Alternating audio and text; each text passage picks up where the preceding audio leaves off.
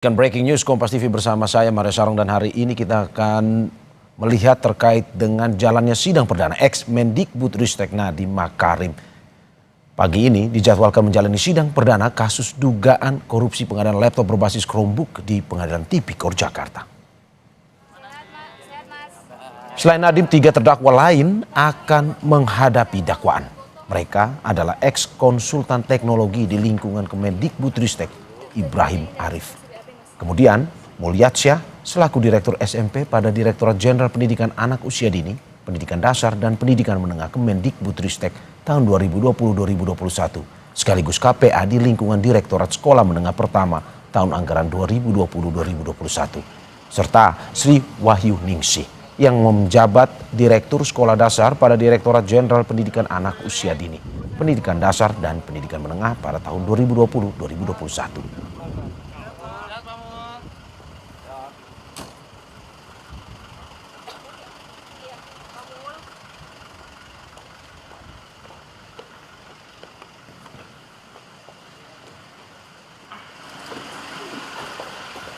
Nah, saudara, kita bahas soal korupsi pengadaan Chromebook yang menjerat ex Mendikbudristek Nadiem Makarim bersama pakar hukum pidana dari Universitas Tarumanegara, Heri Firmansyah. Selamat pagi, Mas Heri.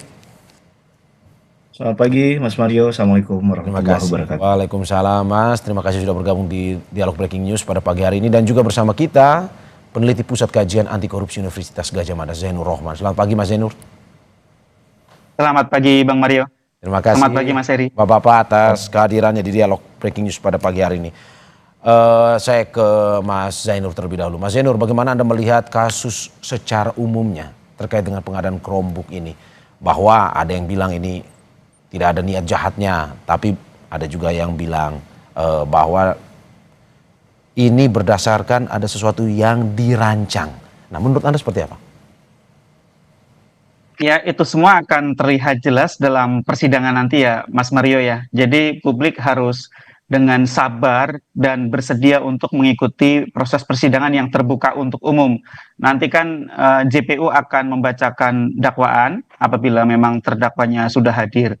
Nah, kurang lebih yang disangkakan dan kemudian sekarang akan didakwaan ini kan Kejaksaan Agung mendakwa bahwa Kementerian Pendidikan itu ketika mereka melakukan pengadaan barang dan jasa itu melanggar sejumlah peraturan perundang-undangan. Jadi kalau menurut Kejaksaan Agung itu awalnya berdasarkan kajian yang dilakukan oleh internal mereka, sistem yang paling baik untuk kondisi Indonesia dengan keterbatasan jangkauan internet dan seterusnya itu adalah dengan menggunakan sistem operasi Windows. Tetapi kemudian atas petunjuk-petunjuk tertentu dari NM ini diduga kemudian diarahkan untuk memilih Chromebook. Nah, yang menjadi pertanyaan adalah apakah ini persoalan ketidaksesuaian prosedur ataukah memang ini adalah satu niat jahat untuk menguntungkan orang lain, misalnya Google Chromebook ini karena misalnya ada hubungan-hubungan personal antara NM ini dengan mereka. Jadi memang itu harus dibuktikan oleh Kejaksaan Agung. Jangan juga hanya karena misalnya orang dianggap salah prosedur kemudian dipidana. Yang dipidana haruslah orang yang memang benar-benar punya mens rea untuk melakukan kejahatan tersebut. Semua unsur di dalam pasal 3 Undang-Undang Tipikornya harus terbukti, dan yang paling penting di situ perbuatan menyalahgunakan kewenangannya atau perbuatan melawan hukumnya memang ditujukan untuk memperkaya orang lain. Nah, kita akan tunggu itu apakah betul ya yang disangkakan oleh Kejaksaan Agung itu ataukah ternyata memang itu hanya sekadar kesalahan prosedur di dalam proses pengadaan barang dan jasa. Nah, satu lagi Bang Mario yang cukup menarik juga, mungkin ada beberapa kasus yang dianggap menarik perhatian publik ya, ada kemiripan-kemiripan di kasusnya Tom Lembong Ya. atau kemarin di kasusnya ASDP atau di kasus-kasus yang lain.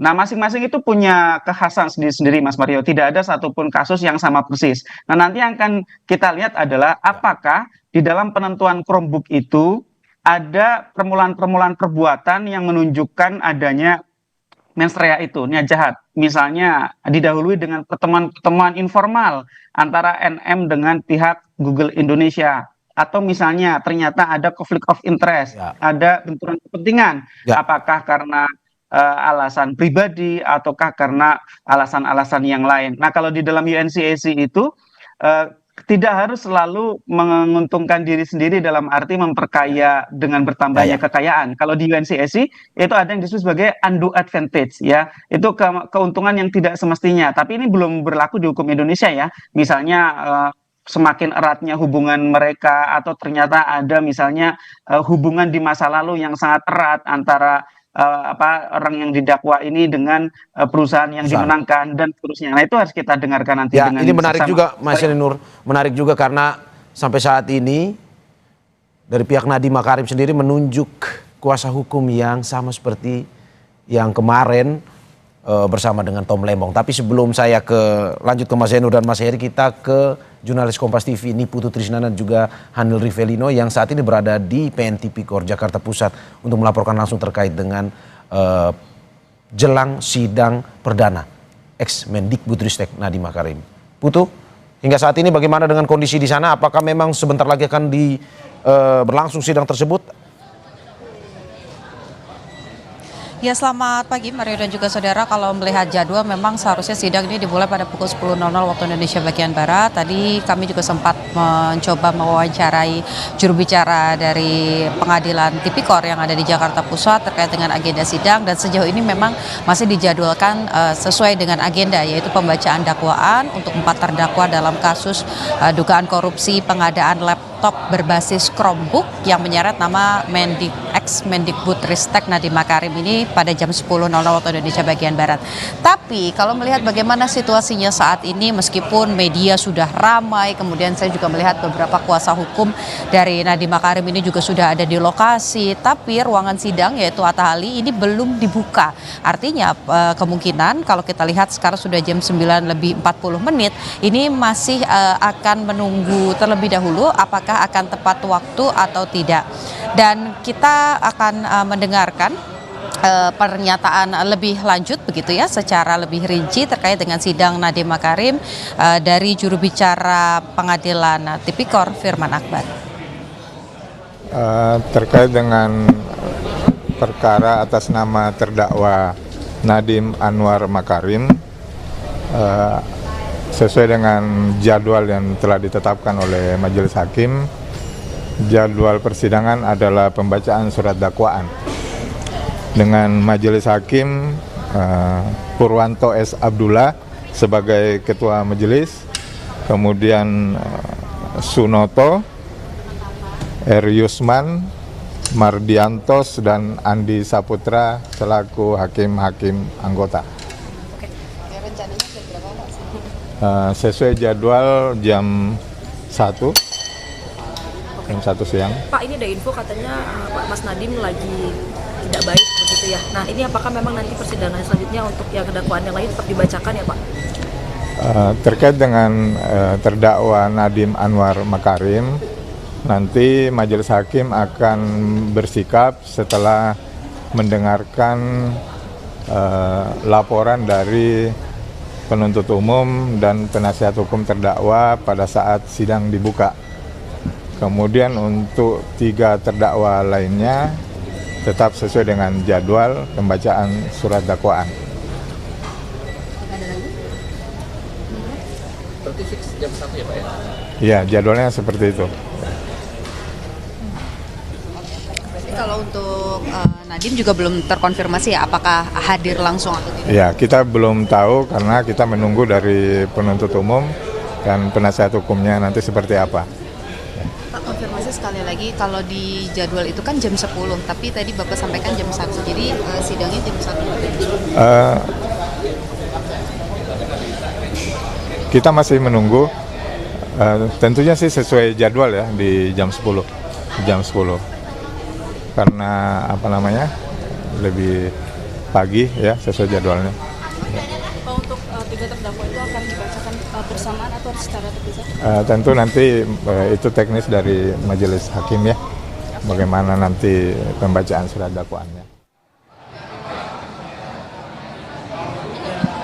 Ya saudara, kita dengarkan sama-sama bagaimana tadi pernyataan dari juru bicara Tipikor Firman Akbar terkait dengan agenda sidang pada hari ini. Jadi kalau mengutip juga tadi, selain ada 5 orang hakim yang sudah ditunjuk untuk akan memeriksa, mengadili dan juga memutuskan apakah kesalahan yang didakwakan oleh jaksa penuntut umum kepada Nadiem Makarim CS ini sudah sesuai dengan hukuman yang mengancamnya atau justru keputusannya berbeda.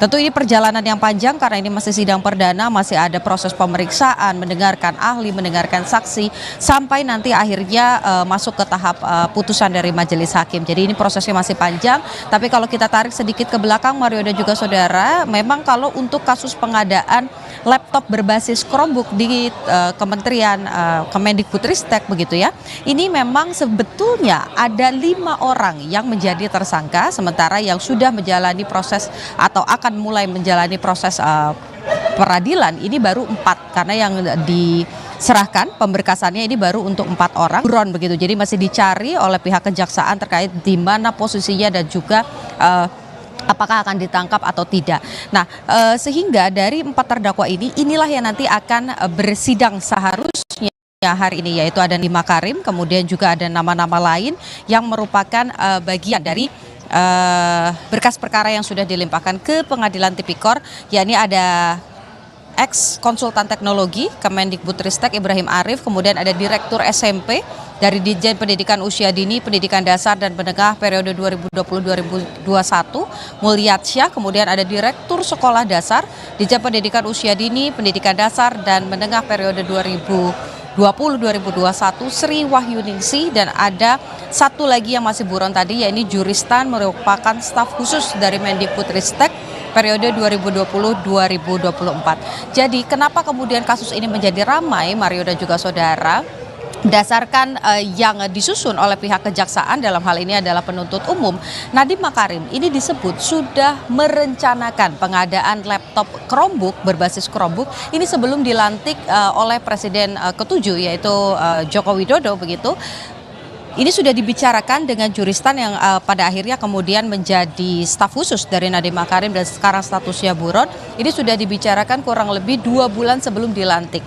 Termasuk juga lobby-lobby atau komunikasi dengan pihak Google yang nantinya membicarakan soal pengadaan dari laptop Chromebook tersebut.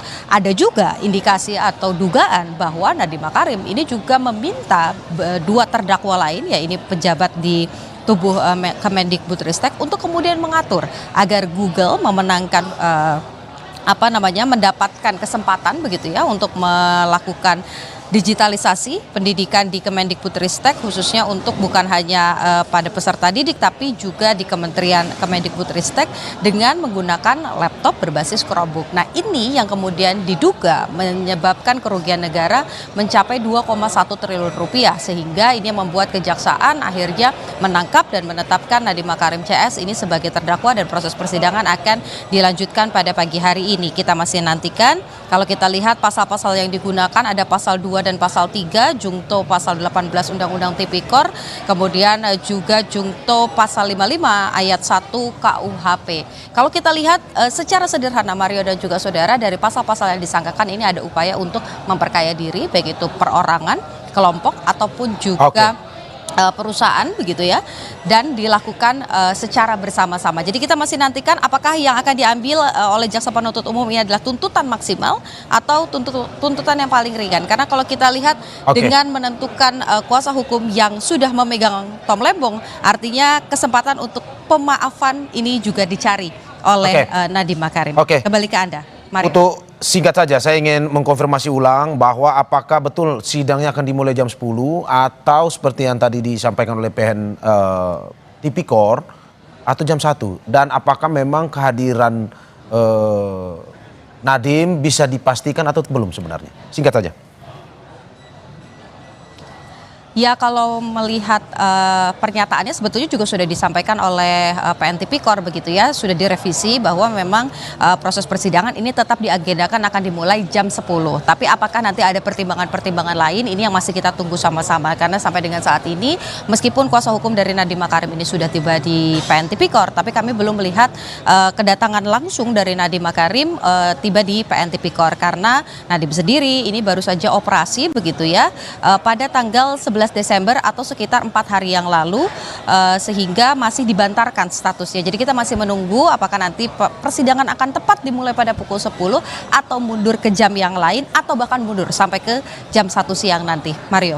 Terima kasih Niputu Trisnanda dan juga juru kamera Hanil Rivelino atas laporannya. Selamat bertugas kembali. Dan saudara, kita masih terhubung dengan dua narasumber saya, Zainur Rohman, peneliti Pukat UGM, dan Heri Firmansyah, pakar hukum pidana dari Universitas Tarumanegara. Mas Heri, Mas Zainur masih tersambung ya? Terima kasih. Oke, saya ke Mas Heri melanjutkan pertanyaan apa yang sama ke Mas Zainur.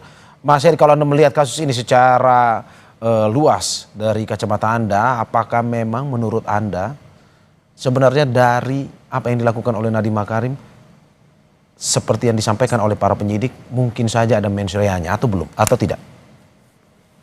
Ya, kita belum bisa memastikan sampai pada nanti pembuktiannya terbuka ya. Kemudian juga pada putusan akhir nanti bunyinya seperti apa. Tapi yang perlu kita catat adalah jangan sampai ini jadi presiden buruk untuk kesekian kali kalau ternyata tidak ditemukan mens rea misalnya, sehingga akhirnya rontok semua dakwaan dan tuntutan jaksa penuntut umum. Nah, kemarin sudah ada kasus Tom Lembong, kasus Hasto, ASDP kan. Jangan sampai ini menjadi cerminan lemahnya penegakan hukum tindak pidana korupsi kita, apalagi kalau sekarang ada koreksi-koreksi yang dilakukan oleh di luar dari lembaga yudisial itu sendiri. Nah, ini catatan pertama. Yang kedua, kalau melihat dari rangkaian kasusnya, menarik juga Bang Mario, di mana ini kan sudah pernah diajukan pra peradilan ya. Walaupun pra peradilan itu disesuai dengan Perma nomor 4 tahun 2016 dianggap hanya menguji aspek formil, maka kemungkinan terbuka peluang untuk diuji materialnya dalam sidang pembuktian di pokok perkaranya. Yang jadi persoalan adalah kemarin pra peradilannya kan sebenarnya sudah ditolak. Sehingga kalau membaca secara logika saja, ya seakan-akan di awal ini harusnya dakwaannya kuat ya, bisa dibuktikan kesalahannya. Namun sekali lagi catatan terpenting adalah bagaimana bisa membuktikan mens rea atau niat jahat tadi. Saya mungkin tidak akan menjelaskan kembali yang sudah tadi disinggung oleh Mas Zainur Rohman ya. Tapi saya lebih konteks mungkin tidak kemudian dalam dakwaan ini akan menyentuh konteks konflik of interest ya, konflik kepentingan yang dalam banyak dakwaan tindak pidana korupsi itu dibunyikan secara samar tapi sulit untuk dibuktikan secara langsung. Nah, kalau itu bisa ditarik ke ranah itu, kalau melihat dari rangkaian kasusnya, itu sebenarnya ada kemungkinan itu arahnya ke konflik of interest ya, di mana ada goto begitu ya, ada yang dikaitkan dengan personalnya Pak Nadiem Makarim sebelum diangkat menjadi menteri. Ini konflik of interest antara Nadiem dan juga perusahaan yang sebelumnya dipimpinnya, maksudnya Anda seperti itu? Kemungkinan besar ke arah itu dari arah bahwa ketika kita bicara tentang konflik of interest ini kan memang sangat bias ya.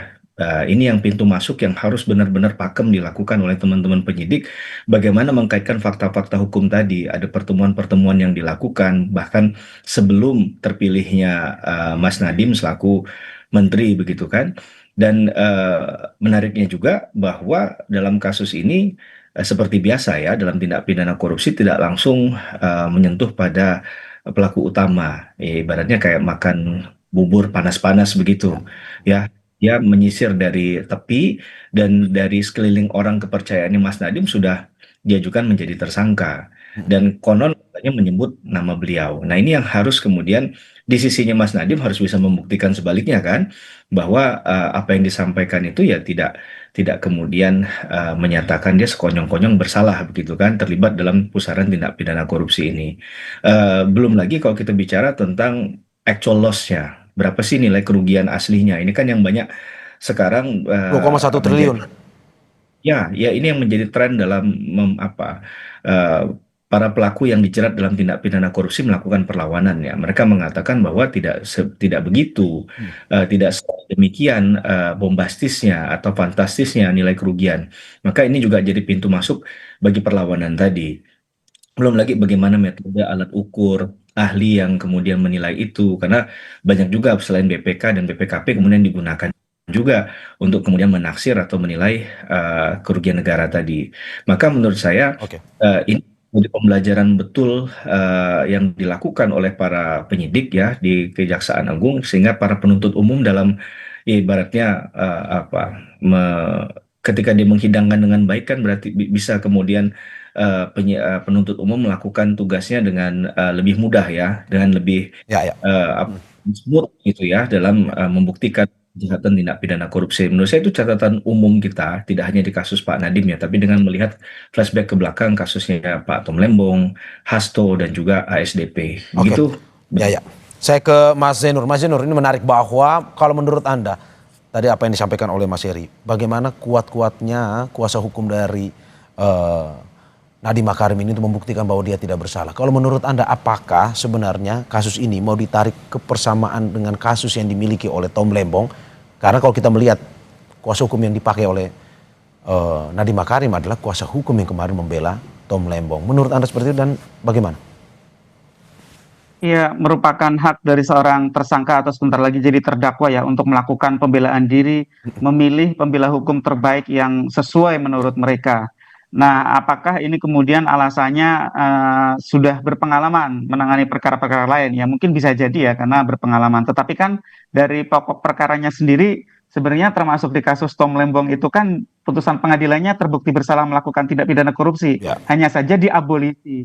Ya Oleh dilakukan presiden ya? penghapusan dengan hak prerogatif oleh presiden gitu ya. Jadi sebenarnya kalau dari sisi pokok perkara tidak ada hal yang kemudian cukup berbeda gitu ya. Artinya saya juga meragukan apa namanya taktik itu. Nah, tadi justru kalau kita kemudian sekadar melihat ya, ini kan yang disangka dan sebentar lagi akan didakwa oleh JPU itu kan penyalahgunaan kewenangan ya. Memang NM sebagai seorang Menteri Pendidikan punya kewenangan untuk menetapkan kebijakan digitalisasi pendidikan. Tetapi bagaimana kewenangan itu digunakan? Nah, inilah yang dianggap oleh Kejaksaan Agung telah dilakukannya penyalahgunaan kewenangan. Dengan cara apa? Ya dengan cara yang pertama adalah sudah punya calon untuk pelaksana digitalisasi pendidikan. Belum ada kajian, belum ada pengadaan, sudah ada calonnya yaitu Google. Google itu punya produk namanya Chrome. Barang fisiknya itu namanya Chromebook. Jadi ini laptop yang menggunakan operating system Chrome gitu ya. Yang kedua ya, sudah kemudian dilakukan kajian ya, kajian di internal Kementerian Pendidikan. Hasil kajiannya menyatakan bahwa yang suitable, yang cocok untuk keadaan Indonesia adalah Windows. Kenapa demikian? Karena Chromebook itu harus didukung oleh internet yang stabil. Ya, infrastruktur internet ya. Betul, Chromebook itu tidak bisa jalan tanpa internet karena dia itu berbasis Chrome ya. Chromebook itu wajib ada internet yang kuat. Nah, sedangkan kita tahu ya wilayah Indonesia itu sangat beragam ya. Ada yang internetnya bagus di kota-kota, ada yang internetnya buruk. Mas Zainur, berarti yang menurut di daerah. Anda ini adalah sebuah kesalahan kalau misalkan pada akhirnya di awal sebelum menjabat menteri kan Nadiem sudah punya pikiran akan menggunakan Chromebook.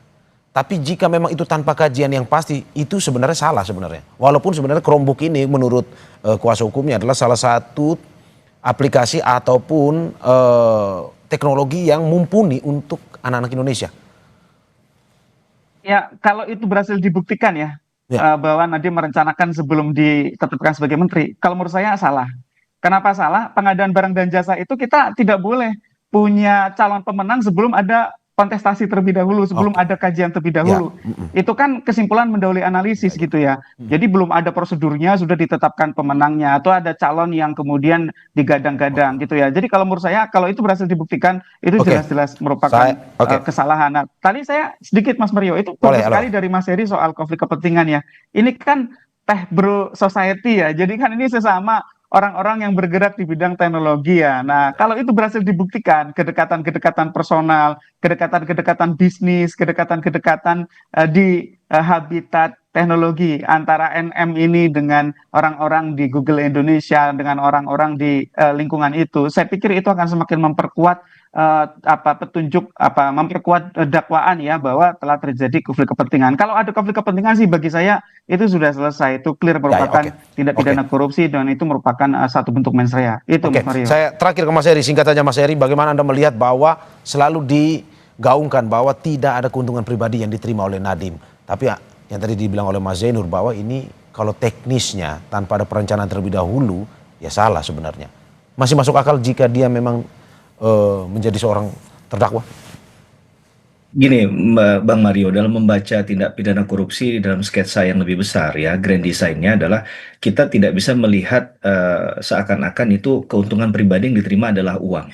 Kalau ingin melihat untuk membuktikan hal yang lain, harus ditelusuri apakah ada keuntungan bentuknya saham kah, atau kepemilikan investasi dan lain sebagainya. Itu menurut saya bisa saja dilakukan. Jadi pemahaman bahwa pelaku kejahatan, saya tidak mengatakan ini yang dilakukan oleh Pak Nadiem ya, tapi dalam satu tindak pidana korupsi, kalau hanya melihat bahwa naik kekayaannya, LHKPN-nya ketika dia menjadi pejabat publik, saya rasa itu sesuatu yang sangat dasar sekali untuk dilakukan suatu kejahatan tindak pidana korupsi, dan biasanya untuk kelas kelas yang lebih besar tidak menggunakan lagi pola-pola semacam itu karena pasti sudah diketahui bahwa ada niat jahatnya, dan itu terlalu mudah untuk dibuktikan.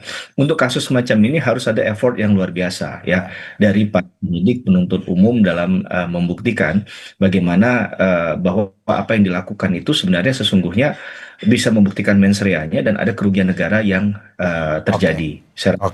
Oke, terima kasih atas apa yang disampaikan Bapak-Bapak. Zainur Rohman, peneliti Pukat UGM, dan juga Heri Firmansyah, pakar hukum pidana dari Universitas Tarumanegara. Kita saksikan nanti sebentar lagi sidang perdana ex Mendikbudristek Nadiem Makarim akan berlangsung di Jakarta. Sekali lagi terima kasih Bapak-Bapak, sehat selalu.